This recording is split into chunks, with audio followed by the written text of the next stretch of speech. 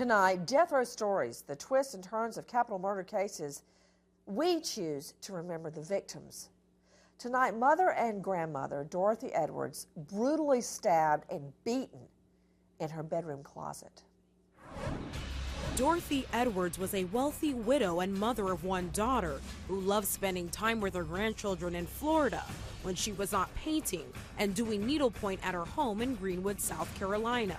She was seeing a retired businessman and talking about getting married again. But that would never happen. On January 16, 1982, 75-year-old Dorothy Edwards was brutally murdered, beaten and stabbed over 50 times. Edwards lived alone, and it was 2 days before her body was found in her bedroom closet. You are seeing home video of Dorothy Edwards that we got from her daughter Carolyn Edwards Lee, and crime scene photos from Greenwood Police. That's all she has of her mother. Those are the last images, the last photos of her mother.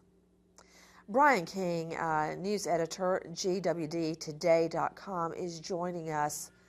What can you tell me about the murder and the death row story?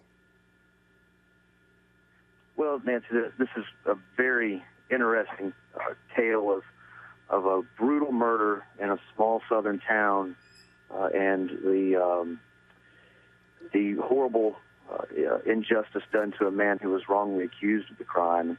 Of course, Miss Edwards was known to be a very kind, wealthy widow, brutally murdered in her home.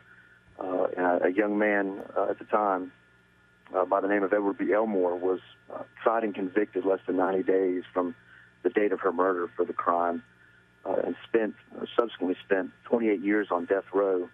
And it wasn't until 2010 when he received an Atkins hearing to determine his mental capacity that he was taken off of death row, spent 2 additional years in prison before he finally entered an offered plea in exchange for time served just to...